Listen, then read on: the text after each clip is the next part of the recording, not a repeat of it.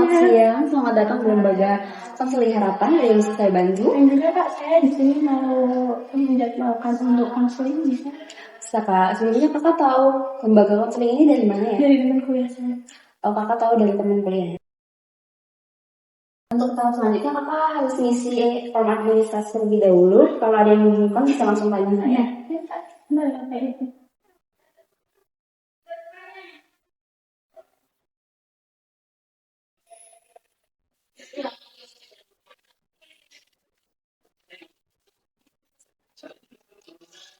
Saya terima ya. Saya bacakan ulang di sini dengan atas nama Mbak Ransa, terus alamatnya Yogyakarta, nomor teleponnya 0878 Oh ya Pak, hari ini ada sisa jadwal konseling, tapi harus menunggu sekitar 15 menit. Kakak bersedia menunggu atau dijadwalkan di hari lain? Menunggu aja. Oh ya, Kakak bersedia menunggu. Silahkan tunggu di waiting kan Kak? Ya, terima kasih Makasih, Kak. Kak.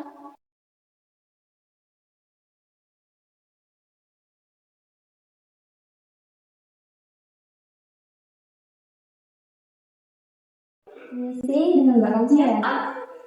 Jadi Kak, sesi konseling sebelumnya sudah selesai. Sekarang giliran Mbak untuk melakukan sesi konseling. Mari saya antarkan. Silakan Mbak. Selamat siang Kak. Selamat siang. Dengan Kak Tan saya. Silahkan dulu. Terima kasih. Tadi udah lama nih. Ya lumayan, tadi 15 menit ada sih nunggu. Maaf ya Kak, tadi soalnya saya ada kayak. Oh iya, nggak apa-apa Kak. Emang tadi kesini naik apa? Naik motor karena kayak yang biar cepet gitu loh. Oh, sendirian aja. Iya sendirian. Panas nggak? Panas banget sih tadi jalan bener-bener yang aku lagi bener-bener panas gitu. Oh iya sih, emang jam segini tuh matahari lagi terik-teriknya ya. Dia terik banget sebenarnya. Kalau gitu, Itu keras. boleh. Terima kasih Kak. Gimana? Alhamdulillah sudah. Sebelumnya selamat datang ya Kak Kansa di lembaga kami, yaitu lembaga konseling harapan. Terima kasih juga atas kepercayaan Kakak untuk menjalankan jasa layanan. Mungkin Kakak sudah tahu ya bahwa konseling adalah proses pemberian bantuan secara profesional pada individu yang mengalami masalah agar dapat memahami diri sendiri, membantu mengatasi masalah dan juga menyesuaikan diri terhadap lingkungan secara lebih baik. Nah, di sini saya sebagai seorang konselor yang akan mendengarkan cerita Kakak, memberikan perspektif baru dan membantu Kakak untuk menemukan solusi terbaik untuk masalah yang Kakak hadapi saat ini. Untuk lembaga kami sendiri memiliki visi untuk membantu setiap individu mencapai kesejahteraan mental dan emosional yang optimal. Kemudian kami juga menjunjung tinggi asas kerahasiaan yang berarti bahwa setiap informasi yang Kakak sampaikan nantinya kepada saya akan saya jaga kerahasiaannya. Gimana Kak? Mungkin sudah paham sampai sini? Saya memahami. Baik, sekarang kita bisa buat kontak terlebih dahulu ya Kak. Kakak kosong jadwalnya hari apa Kak? Kemungkinan saya kosong itu di hari Senin sama hari Rabu. Oke. Untuk informasi tambahan, setiap pertemuannya itu sekitar 1,5 jam Kak. Tapi jika Kakak mau mengakhiri sebelum batas waktu tersebut juga bisa. Sedangkan jika waktunya kurang, kami juga bisa menyesuaikan. Boleh. Nah, untuk pertemuannya Kakak mau seminggu sekali atau dua kali seminggu sih? Seminggu sekali aja sih kayaknya. Oke. Untuk kalian sendiri di hari Rabu menyesuaikan jadwal kami juga bagaimana? Baik, saya catat ya Kak. Oke, jadi gimana perasaan Kakak sehari ini? Aku tuh lagi capek banget, terus kayak lagi stres karena di kantor tuh banyak banget kerjaan, terus aku juga dapat tekanan, terus juga kurang yang dihargai di dalam kantor itu sih.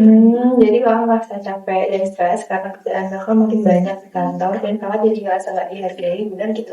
Iya bener banget, kayak gak ada yang menghargai usaha aku. Padahal aku tuh udah kerja keras banget setiap hari di kantor, udah ngerjain ini itu, selalu kerja dengan tepat waktu, terus pulang sebelum kerja dan sebagainya. Kayak rekan kerja aku juga kalau misalnya aku butuh bantuan kerja itu kurang ada rasa ingin membantunya gitu loh. Padahal aku kayak ingin dibantu sebenarnya. Aku juga udah bilang ke mereka minta tolong, tapi mereka kurang. Jadi kakak merasa nggak dihargai sama rekan kerja walaupun udah kerja sangat keras dan itu bikin kamu frustasi dan stres. Iya bener banget, aku merasa kerjanya tuh kayak ditimpa semua gitu loh, kayak gak pernah dapat apresiasi yang baik dari kantor maupun dari atasanku dan rekan-rekanku. Menurut kakak apa yang bikin kamu merasa nggak dihargai ini muncul dan ada nggak sih momen khusus yang bikin kamu merasa kayak gitu? Kayak misalnya nih ada proyek besar, terus kayak atasan aku gak pernah kasih penghargaan padahal aku udah ngejalanin kerjaan itu dengan baik, terus kayak rekan kerja kalau misalnya aku dapat kerjaan yang berat dan aku butuh bantuan, aku minta tolong mereka, mereka juga nggak ada yang bantu gitu loh.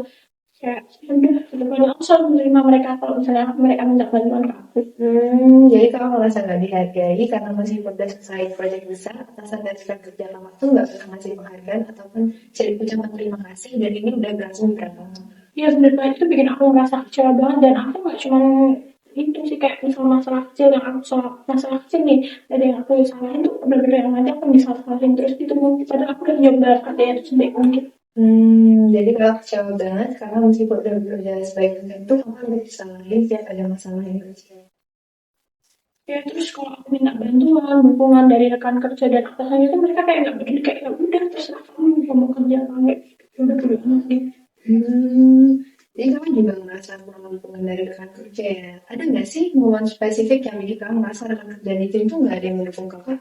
Ada minggu lalu aku kerjain laporan penting yang benar-benar harus kayak segera dikerjain gitu, dan aku minta tolong kan ke teman kerja aku gitu, mereka juga nggak mau membantu aku gitu loh, kayak malah kayak itu kan tugas kamu, padahal mereka nggak sibuk-sibuk banget sebenarnya.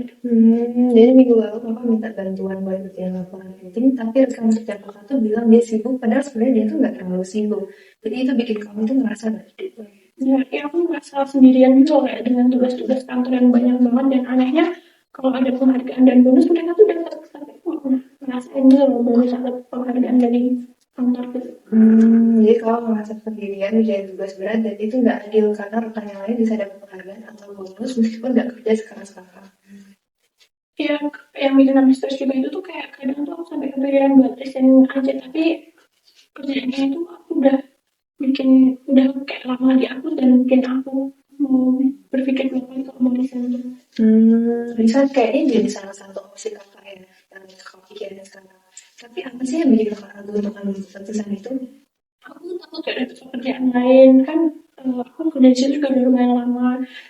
Kalau misalnya aku resign tuh aku belum tentu dapat pekerjaan, dan dari segi gaji pun aku memang membutuhkan gaji dengan besaran yang sudah sesuai itu. Apabila aku resign terus ada pekerjaan kan nanti malah jadi nggak seimbang kan antara pengeluaran dan pendapatan yang ada. Jadi kamu merasa terjebak karena nggak bisa bahagia di kerjaan kamu sekarang, tapi juga nggak berani ambil risiko buat cari kerjaan lain karena takut gak dapet ya. Ya itu yang bikin aku stres, kayak kepikiran aku jadi nggak bisa tidur nyenyak kan, kayak gampang marah-marah juga di rumah, kayak kepandung dikit tuh langsung marah-marah.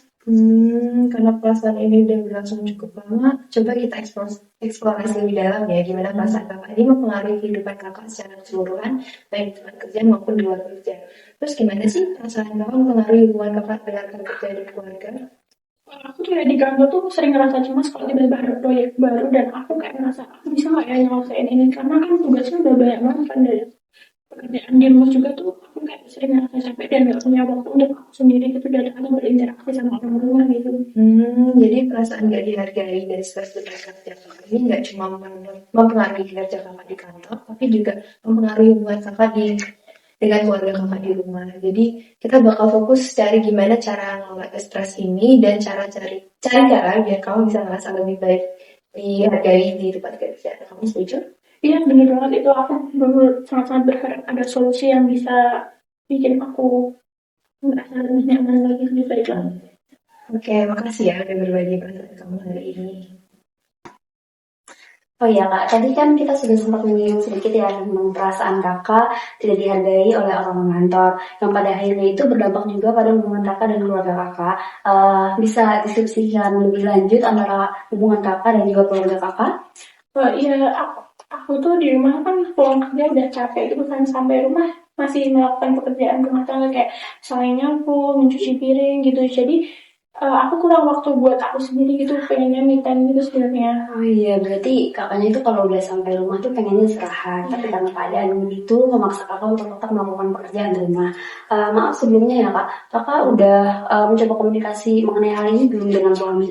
Iya, aku pernah nyinggung tuh kalau aku pengen ada asisten rumah tangga aja biar kayak ngebantu aku, biar aku juga punya waktu untuk aku istirahat gitu loh. Tapi ya belum ada, sampai ini sih belum ada tanggapannya dia juga gitu. Oh iya, maaf saat itu kakak menyampaikan hal tersebut di momen seperti apa ya? Maksud saya itu apa saat itu lagi sama-sama senggang atau bagaimana? Aku sih waktu itu langsung ngomong aja ya, kayak ya suami aku tuh kan juga akhir-akhir ini sibuk lembur juga, mungkin yang itu yang membuat dia juga belum menanggapi masukan omongan aku kemarin itu. Bisa jadi sih Kak, karena kalian lagi sama-sama capek, belum lagi kalian tidak ada punya waktu untuk komunikasi. Tapi menurut Kakak sendiri nih, apakah suami Kakak itu keberatan kalau misalnya nantinya ada asisten rumah tangga? Atau mungkin pada awal pernikahan itu pernah membahas mengenai ini? Kayaknya sih kalau keberatan enggak, tapi emang dari awal pernikahan tuh kan kayak belum pernah nyinggung asisten rumah tangga ini sama sekali. Tapi suami saya tuh selalu bilang kalau ada apa-apa tuh bilang, kalau ngalamin apa-apa tuh juga bilang biar nggak susah di hubungan rumah tangganya gitu. Ya, berarti perhatian sekali kan Kak, suami Kakak itu. Ya, kalau hubungan Kakak dengan anak bagaimana? Kalau aku sama anak tuh baik-baik aja. Sekarang dia juga sibuk-sibuknya ujian sekolah, dia pulang sekolah. Aku ngeliat dia juga kan, kayak aku pulang kerja juga ngeliat dia, jadi aku sempetin juga buat nemenin dia belajar buat ujian gitu. Iya, berarti hubungan Kakak dengan anak itu baik-baik saja ya. Jadi perasaan tidak dihargai di tempat kerja ini kan mempengaruhi kinerja kakak di kantor, tapi juga mempengaruhi hubungan dan kualitas hidup di rumah. Karena hal tersebut, hubungan kakak dengan suami sedikit terganggu. Nantinya ini setelah kita mencari cara mengelola stres dan cari cara biar kamu bisa merasa lebih dihargai di tempat kerja, kita juga mencari bagaimana kita memperbaiki cara berkomunikasi kakak dan juga suami kakak. Gimana kakak setuju? Ya sih aku setuju, makasih ya Kak udah membantu aku untuk menyelesaikan masalah dan nyari solusi untuk masalah ini. Iya, sama-sama Kak.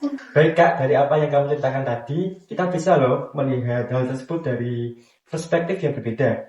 Misalkan kamu mendapatkan tugas tambahan dari pekerjaanmu dan merasa bahwa kamu itu tidak dihargai. Nah, hal tersebut dapat kita pandang sebagai bentuk kepercayaan dari atasan bahwa kita mampu loh menyelesaikan tugas itu, makanya kita dikasih tugas tambahan gitu. Apakah kakaknya bisa melihat dari perspektif tersebut? Mungkin sih bisa, cuman pengakuan dari kantor ataupun atasan ke saya terkait pekerjaan yang banyak itu kurang gitu loh.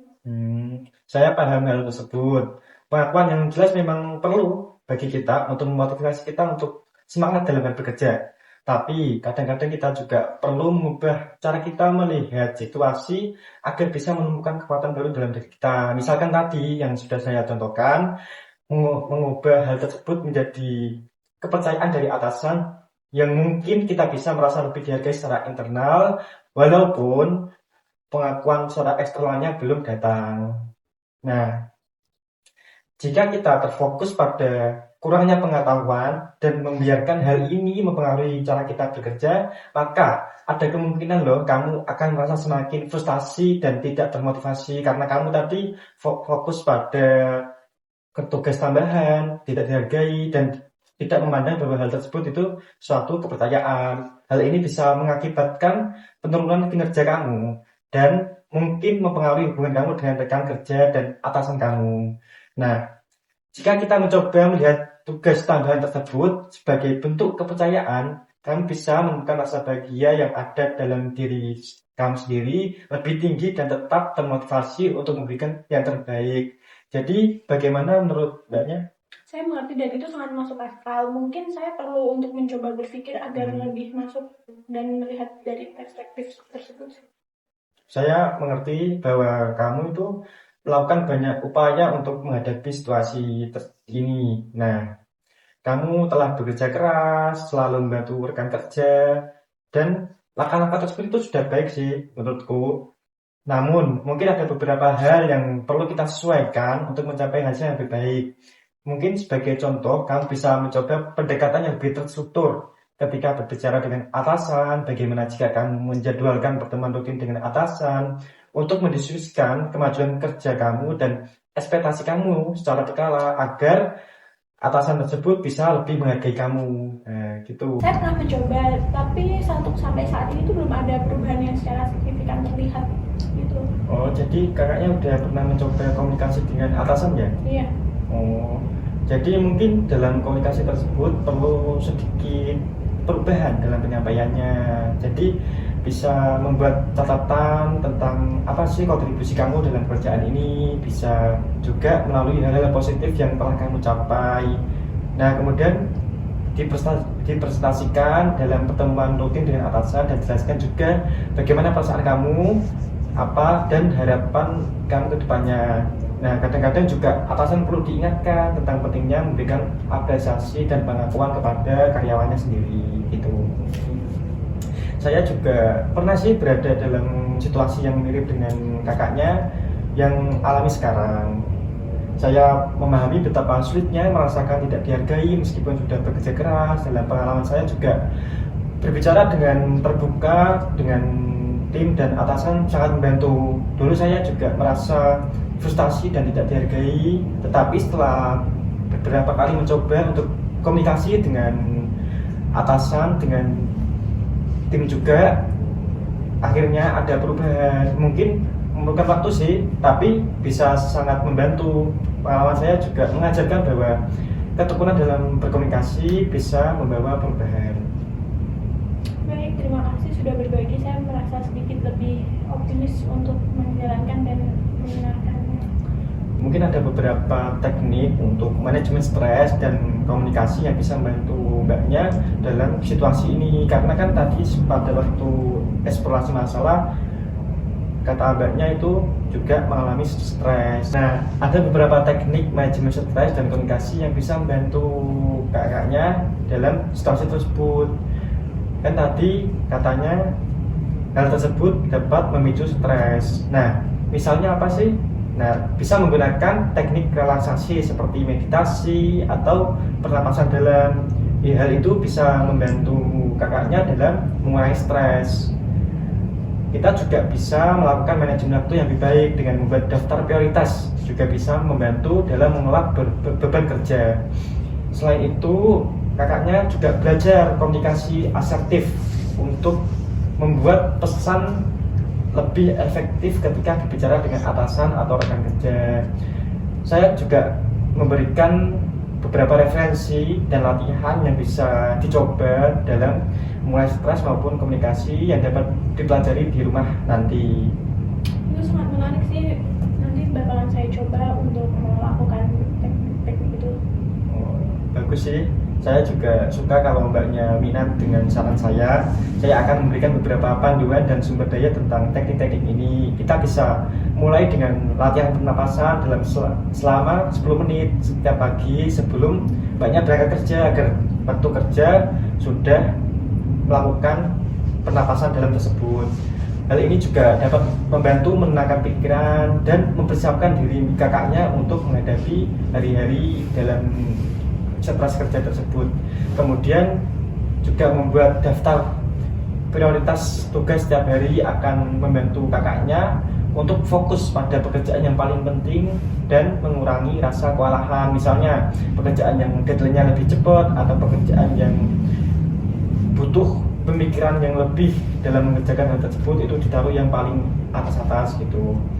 Mungkin kita bisa mulai merumuskan beberapa langkah konkret yang bisa mbaknya ambil untuk mengurangi stres dan meningkatkan komunikasi kerja. Nah, jadi pertama kita akan menetapkan waktu untuk relaksasi setiap hari. Misalnya kakaknya bisa mencoba teknik pernapasan dalam 10 menit setiap pagi. Mungkin yang kedua juga tadi sudah saya sebutkan, membuat daftar prioritas tugas setiap hari agar bisa fokus pada pekerjaan yang paling penting. Terus yang ketiga, menjadwalkan pertemuan rutin dengan atasan agar atasan tahu bahwa bagaimana perasaan kamu sih, apa yang kamu rasakan itu diungkapin semua agar atasan bisa menghargai kamu gitu. Bagaimana menurut kamu tentang saran saya ini? Ya, saya pikir itu bisa banget untuk membantu saya. Paling segera dibuat saja rencananya biar saya juga bisa untuk mempersiapkan diri.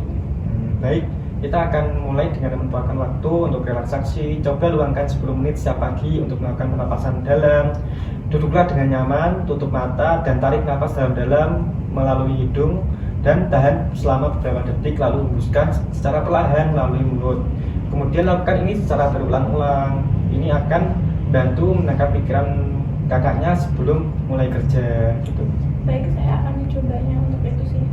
Nah, tadi yang langkah keduanya bisa melalui membuat daftar prioritas tugas setiap hari, itu dengan menuliskan semua tugas yang perlu kamu selesaikan, lalu diberi nomor urut berdasarkan tingkat kepentingan atau urgensinya. Kemudian fokus pada tugas yang paling penting dan selesaikan satu persatu dengan cara ini, sehingga mungkin manfaatnya bisa membantu kakaknya untuk mengatasi rasa kewalahan dan bisa mengolah waktu dengan lebih baik begitu. Saya akan mulai dari besok untuk mencoba membuat daftar prioritas mana yang harus dikerjakan dulu dan lain-lainnya. Berarti lanjut saran yang ketiga, yaitu menjadwalkan pertemuan rutin dengan atasan. Jadi kamu nanti ketika ketemu atasan, bicarakan tentang keinginan kamu untuk mendapatkan apresiasi yang lebih baik atas pekerjaan yang sudah kamu lakukan. Terus presentasikan apa sih kontribusi kamu dan hal-hal positif yang telah kamu capai, serta sampaikan harapan kamu dengan cara yang positif dan konstruktif. Jika perlu, dituliskan poin-poinnya yang ingin kamu bahas sebelum pertemuan agar pembicaraan kamu dengan atasan lebih terstruktur gitu. Ide yang bagus itu. Saya akan mulai menjadwalkan pertemuan dengan atasan saya dan rekan-rekan sekantor. Sangat baik, mari kita jadwalkan sesi selanjutnya untuk mengevaluasi bagaimana rencana ini berjalan dan apakah ini udah.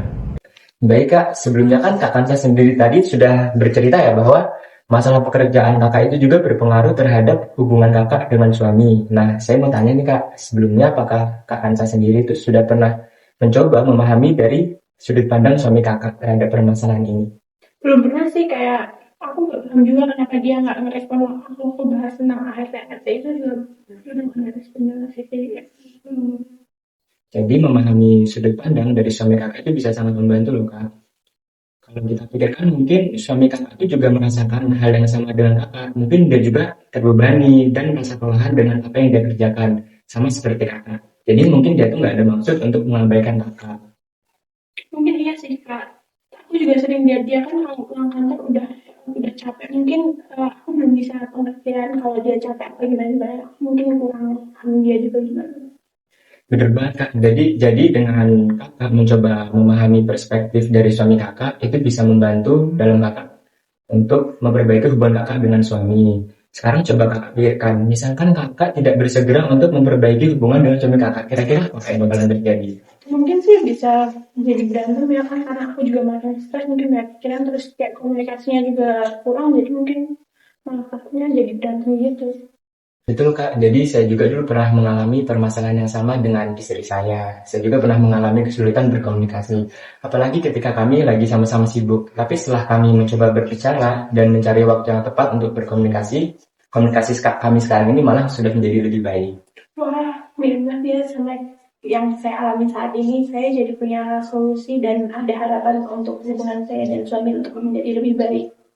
Saya juga senang Kak bisa berbagi permasalahan yang sama. Saya juga memahami Kak bagaimana rasanya miskomunikasi karena kesibukan masing-masing. Saran saya untuk kedepannya mungkin Kakak bisa mencari waktu yang tepat untuk berbicara dengan suami. Misalnya setelah makan malam atau ketika Kakak dan suami lagi santai. Bagaimana? Apakah Kakak tertarik dengan saran yang saya berikan? Sangat tertarik, terima kasih Kak atas sarannya yang sudah diberikan, dan saya akan mencoba untuk nanti malam setelah makan malam mungkin untuk mencoba berbicara dengan suami saya untuk membicarakan permasalahan ini. Iya Kak, mungkin nanti malam ketika Kakak berbicara dengan suami Kakak bisa utarakan perasaan Kakak tanpa harus menyalahkan. Misalnya, aku capek banget loh ngurusin rumah tangga, aku butuh bantuan kamu. Oke Kak, nanti malam mungkin aku akan coba cara itu. Oke Kak, kira-kira setelah ini untuk kedepannya apa yang akan Kakak lakukan dengan suami Kakak? Mungkin untuk setiap malam minggu setelah makan malam mungkin untuk kumpul dulu di meja makan untuk kayak ngobrol-ngobrol, sekedar saling menyampaikan kalau isi hati atau mengutarakan kurangnya apa gimana biar komunikasinya terjalin dengan baik gitu Kak. Wah, bagus banget tuh Kak. Semoga saran dari saya tadi bisa membantu komunikasi antara kakak dengan suami jadi lebih baik. Kalau ada sesuatu yang ingin Kakak diskusikan lebih lanjut, jangan sungkan Kak untuk berbagi ya. Ya, terima kasih Kak sudah mendengarkan perasaan saya, jadi ngerasa lebih tenang dan punya rencana ke depannya biar lebih baik itu gimana. Melihat waktu sudah mencapai 1 jam 30 menit, mungkin sesi konseling hari ini kita acuhkan dulu ya Kak Kansa. Apabila Kak Kansa masih merasakan keresahan atau kegundahan, mungkin kita bisa melanjutkan ke sesi konseling berikutnya. Saya harap semoga segala permasalahan yang kakak alami dapat dengan mudah diselesaikan. Dan saya juga berharap semoga kakak dapat membangun pola komunikasi yang baik di lingkungan kerja maupun di lingkungan keluarga. Saya berterima kasih kepada Kak Kansa karena telah bercerita secara terbuka kepada saya sebagai konselor. Dan saya juga berterima kasih karena Kak Kansa telah mempercayakan lembaga kami sebagai tempat kakak untuk melakukan konseling. Saya juga berterima kasih kembali telah mau mendengarkan cerita saya dan memberikan saya solusi yang sangat-sangat baik kepada saya. Dan mungkin kalau besok saya ada sesuatu yang membingungkan kembali dalam diri saya bakalan kembali lagi untuk berkonsultasi. Baik Kak, mari saya antarkan ya.